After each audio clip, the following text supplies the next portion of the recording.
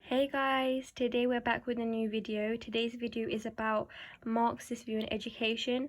If you haven't seen the first one yet, the first one is on the functionalists. Functionalists and Marxists are two very important theories that we need to learn if we want to pass our sociology exams. The rest we will cover after this video. Before we start focusing on the sociologists like Althusser, like you can see here, and Bowles and Gintis, sorry for my spelling errors, we're going to look at what Marxist theory really is.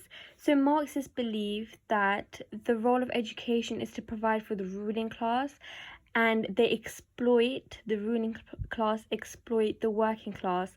Now that's a really key word that we need to learn, exploit. And another key word is capitalism. These two keywords are something that will come in your syllabus a lot, and two words that you need to use in the exam, especially for the education system regarding Marxists. We're going to first start with Willis, who argued that the working class boys developed a counter-school culture that enabled them to cope with the boredom of school and at the same time prepared them for manual work. This is something that the school will provide them to do so that they get used to it when they grow up and they actually work for the middle class. Now, Willis also argued that there was a similarity between the counter boy school culture and shop floor culture of male manual workers.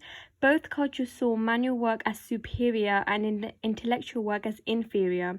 That's why the lads see themselves as superior to girls. Therefore, we can argue that due to the counter-school culture that the ruling class, that the education system uses on the working class that prepares them for manual work, the ruling class actually exploits them through this. Now, counter-school culture is a key word that we should remember, and you could use for Willis. A criticism that for Willis could be that it focuses on class equality and it ignores the other factors that can possibly affect education, for example, gender and ethnicity, which is something we will look further down after we've completed all the theories. Another sociologist that we could focus on for the Marxist theory is Althusser.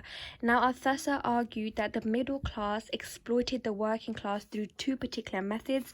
One method is reproducing class inequalities and the other is legitimizing class inequalities.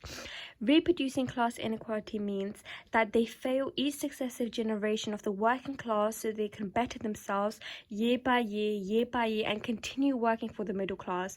And legitimizing class inequality means that they produce ideas and beliefs that hide the truth. For example, the working class think the system they live in is fair, which is absolutely not true because the working class are exploited by the middle class, but they don't see it.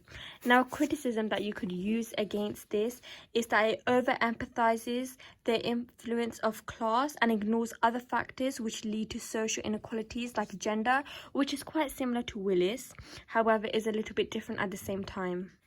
Lastly, we have the sociologist Bowles and Gintis, who argues that the education system in two particular methods exploits the working class students and it benefits the middle class students, and this is through the correspondent principle and the hidden curriculum.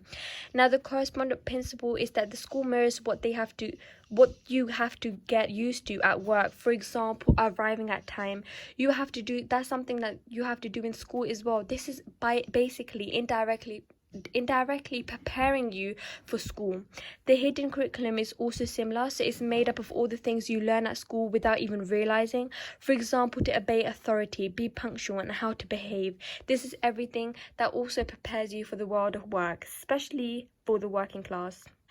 A really good criticism for Bowles and Gintis, which is one of my most favorite criticisms as well, is that Bowles and Gintis assume that the students would accept the ruling class ideology. It's not true that all working class students will follow these two rules, or any students in particular.